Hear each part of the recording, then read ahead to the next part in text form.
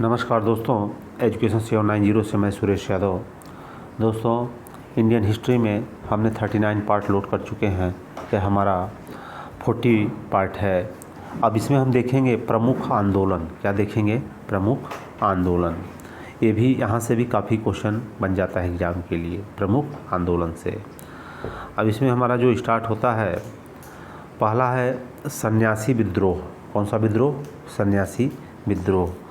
यह 1770 से लेकर के 1800 इसका टाइम ड्यूरेशन है और इसके नेतृत्वकर्ता हैं मंजर शाह, मूसा शाह और देवी चौधरानी। ये 3 लोग हैं। प्रमुख क्षेत्र बंगाल और बिहार है। बंगाल और बिहार है। अब इसमें होता क्या है कि 1764 में जब अंग्रेज़ों ने बक्सर के युद्ध में जीत हासिल कर लेते हैं तो फिर उनका एक छत्र राज्य या शासन पूरे भारतवर्ष में होने लगता है और फिर वो स्टार्ट कर देते हैं अपने हिसाब से कोई काम। तो इसके बाद जो वहाँ की जनता थी, वह जब उसे लगा कि अब हमारे साथ अन्याय शुरू हो गया है, तो फिर स्टार्ट हो जाता है वहाँ से विद्रोह। क्या शुरू हो जाता है? विद्रोह। क्योंकि जो हमारे शासक थे, ये धीरे धीरे कहीं न कहीं अंग्रेज़ों के कठपुतली बन चुके थे। तो ये अपने जनता के बारे में सोच नहीं पा रहे थे। फिर जनता ने खुद अपना कदम उठाया कि किस ढंग से हम इन अंग्रेज़ों से बचें। तो यहाँ से जो पहला विद्रोह स्टार्ट होता है, सन्यासी विद्रोह। क्योंकि विद्रोह तभी उठता है जब व्यक्ति को अपनी आवश्यकताएं पूरी नहीं होती हैं। यहाँ से हमें ये बात समझ में आ गई कि विद्रोह का स्टार्टिंग कहाँ से होती है। तो प्रमुख जो आंदोलन इसमें आता है, सन्यासी विद्रोह, इसका टाइम ड्यूरेशन 1770 से 1800। नेतृत्वकर्ता मंजर शाह, मूसा शाह, देवी चौधरानी। ये क्षेत्र होता है बंगाल और बिहार।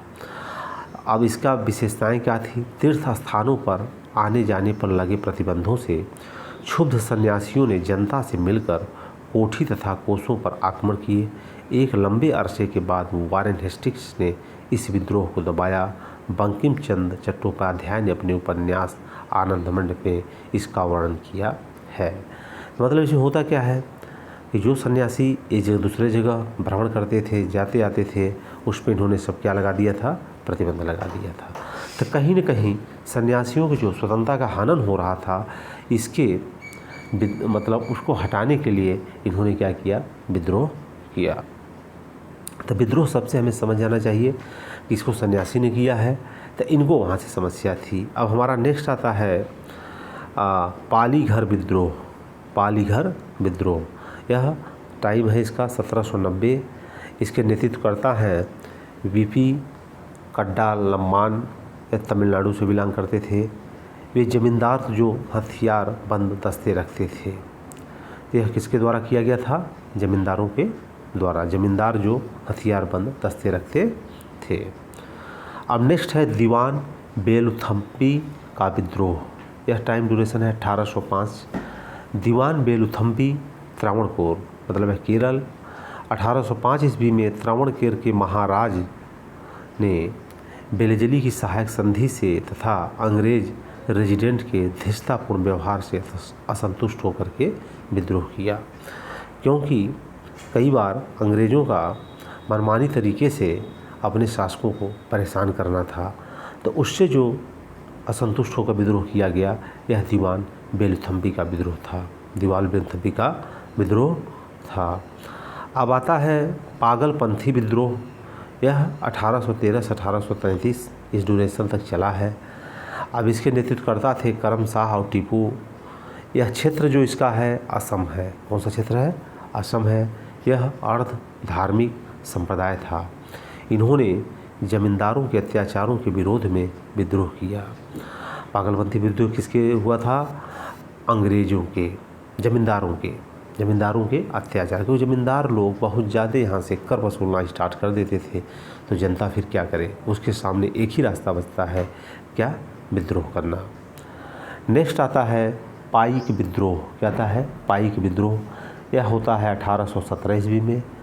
बक्सी जगबंधु, उड़ीसा। बक्सी जगबंधु कहाँ है? उड़ीसा। इसके बाद हमारा आता है बहावी विद्रोह। कौन सा विद्रोह? वहाबी विद्रोह 1820 से 1870, 1820 से 1870। इसके नेतृत्वकर्ता कौन है? सैयद अहमद और राय बरेलवी। इसकी एरिया में कहाँ कहाँ है? पटना, हैदराबाद, मद्रास, बंगाल, बम्बई तथा यूपी।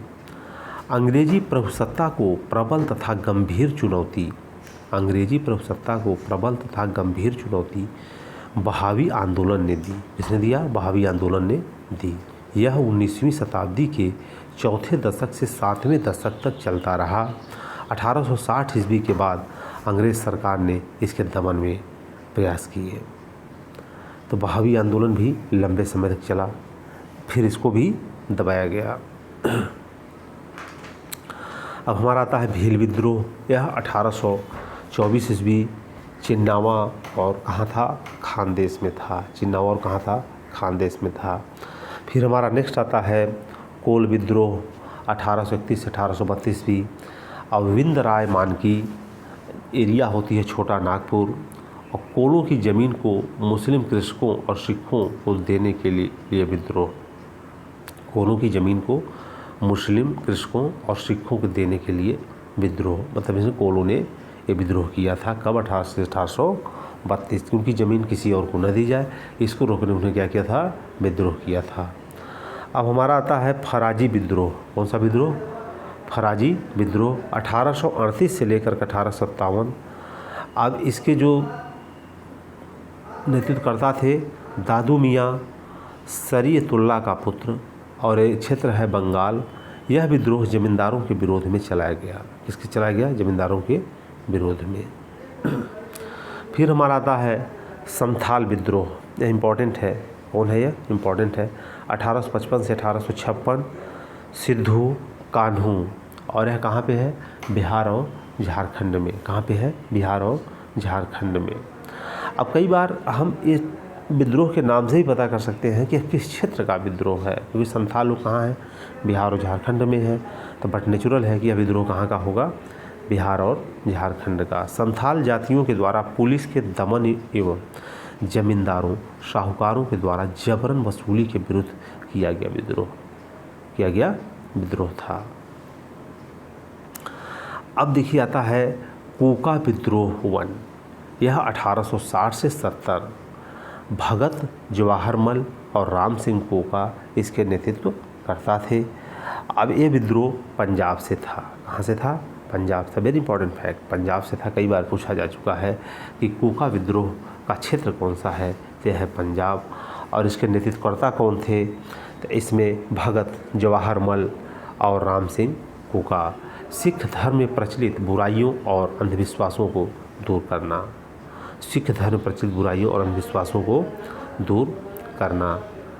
अब इसमें देखिए आता है हमारा नाई धोबी बंद आंदोलन। नाई धोबी बंद आंदोलन, तो यह था 1919 में। बाबा रामचंद्र, और यह क्षेत्र कौन सा है? प्रतापगढ़। कौन सा है? प्रतापगढ़। जमींदारों तालुकेदारों का सामाजिक बहिष्कार, जमींदारों और तालुकेदारों का सामाजिक बहिष्कार, यह किसने किया था? नाई धोबी बंद ने। क्योंकि यहाँ से जमींदार और तालुकदार इनका शोषण कर रहे होंगे, जिसके खिलाफ नाई और धोबी ने आंदोलन किया और उसमें अपने हक के लिए प्रयासरत रहे। अब आता है ताना भगत आंदोलन। कौन सा आता है? ताना भगत आंदोलन। Time duration 1920। यात्रा भगत और बलराम भगत ये दोनों इसके नेतृत्वकर्ता हैं। यह छोटा नागपुर में होता है। आदिवासियों के द्वारा लगान दर की वृद्धि एवं चौकीदारी कर के विरुद्ध आंदोलन था। मतलब यह भी क्या होता है कि यहाँ से आदिवासी और चौकीदारों का भी शोषण स्टार्ट हो गया, और उसी शोषण को बचाने के लिए ताना भगत आंदोलन शुरू हो गया। फिर आता है हमारा रम्मा विद्रोह। कौन सा विद्रोह? रम्मा विद्रोह। यह टाइम ड्यूरेशन है 1922 से 1924। अल्लूरी सीताराम राजू इसके नेतृत्वकर्ता हैं। आंध्र प्रदेश इसकी एरिया है, क्षेत्र है। और यह किसके विरुद्ध था? तो यह था साहूकारों के शोषण एवं वन कानून के विरुद्ध आंदोलन, साहूकारों के शोषण एवं वन कानून के विरुद्ध आंदोलन। तो दोस्तों इस प्रकार से ये प्रमुख आंदोलन थे जहाँ से एग्ज़ाम में मैक्सिमम टाइम प्रश्न बनता है। तो अगर दोस्तों यह वीडियो आपको अच्छा लगा है तो इसको लाइक करें, दोस्तों में शेयर करें, चैनल को सब्सक्राइब करें। फिर मिलेंगे हम नेक्स्ट वीडियो के साथ। जय हिंद, जय भारत।